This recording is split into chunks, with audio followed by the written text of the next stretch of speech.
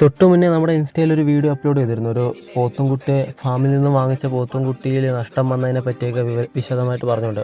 അപ്പോൾ സമയപരിമിതി മൂലം അതിനകത്ത് ഉൾപ്പെടുത്താൻ പറ്റാത്ത കുറച്ച് കാര്യങ്ങൾ ഇവിടെ പറയണമെന്ന് തോന്നി.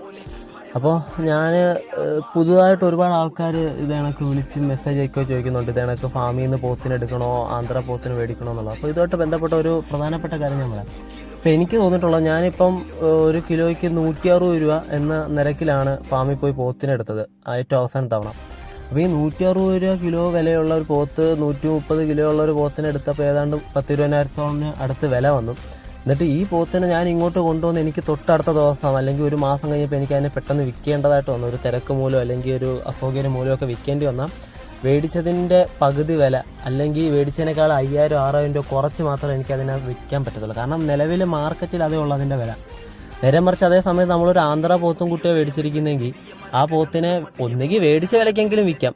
ഒരു 2 ആഴ്ച കഴിഞ്ഞ് വിൽക്കേണ്ട ഒരു സിറ്റുവേഷൻ വന്നാൽ മേടിച്ച വിലക്കെങ്കിലും വിൽക്കാം. 2-3 മാസം കഴിഞ്ഞിട്ട് 1,000 രൂപയെങ്കിലും എന്തായാലും കൂടുതൽ കിട്ടും. പക്ഷെ നേരെ മറിച്ച് എൻ്റെ ഈ ഒരു വർഷത്തെ എക്സ്പീരിയൻസിൽ ഫാമിൽ നിന്ന് പോത്തിനെ മേടിച്ചാൽ 1.5 കൊല്ലമെങ്കിലും ഇടാതെ അതിൽ നിന്ന് നമുക്ക് നല്ലൊരു വരുമാനം കിട്ടത്തില്ല.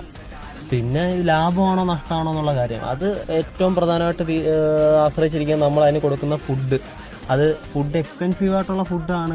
കൈത്തീറ്റ കടയിൽ നിന്ന് നല്ല പോലെ കൈത്തീറ്റ മേടിച്ച് കൊടുക്കുകയാണെങ്കിൽ നമുക്ക് ഉദ്ദേശിക്കുന്ന ഒരു ലാഭം അതിൽ നിന്ന് കിട്ടത്തില്ല. നേരെ മറിച്ച് പച്ചക്കറി വേസ്റ്റും കൈത്തീറ്റ കുറച്ചുകൊണ്ടൊക്കെ കൊണ്ടുപോയാൽ മാത്രമേ നമുക്ക് ഉദ്ദേശിക്കുന്ന ഒരു ലാഭം, എന്തെങ്കിലും ലാഭം അതിൽ നിന്ന് കിട്ടത്തുള്ളൂ. എൻ്റെ ചുറ്റുവട്ടത്തൊക്കെ ഒട്ടുമിക്ക ആൾക്കാരും ചിട്ടിക്ക് കൊടുക്കുന്നത് പോലെയാണ് പോത്തിനെ വളർത്തുന്നത്. അവർ പോത്തിനെ മേടിച്ചുകൊണ്ട് വരുന്നു, കയ്യിലുള്ള പൈസയ്ക്ക് തീറ്റയൊക്കെ മേടിച്ചു കൊടുത്ത് വളർത്തുന്നു, അവസാനം ഒരു പെരുന്നാൾ സമയം വിൽക്കുന്നു, ഒരുമിച്ചൊരു തുക കയ്യിലേക്ക് കിട്ടുന്നു എന്ന രീതിയിലാണ് ഇവിടെയുള്ള ആൾക്കാർ വളർത്തുന്നത്. അപ്പോൾ ഈ പുതുതായിട്ട് ഇതിലേക്ക് ഇറങ്ങാൻ നിൽക്കുന്ന ആൾക്കാർ, എല്ലാ ആൾക്കാരും ചാടിക്കയറി ആനയെ പോലെ വളരും എന്നൊക്കെ പറഞ്ഞ് ഈ മുറ പോത്തിൻ്റെ പുറകെ പോകാതെ നിങ്ങൾക്ക് പരീക്ഷിച്ച് നോക്കണമെങ്കിൽ ഒരു മുറ പോത്തിന് ഒരു ആന്ധ്ര പോത്തിന് ഒരേ വിലയ്ക്ക് മേടിച്ച് വളർത്തി നോക്കുക, ഏതിൽ നിന്നാണ് ലാഭം കിട്ടുന്നതെന്ന് മനസ്സിലാക്കുക.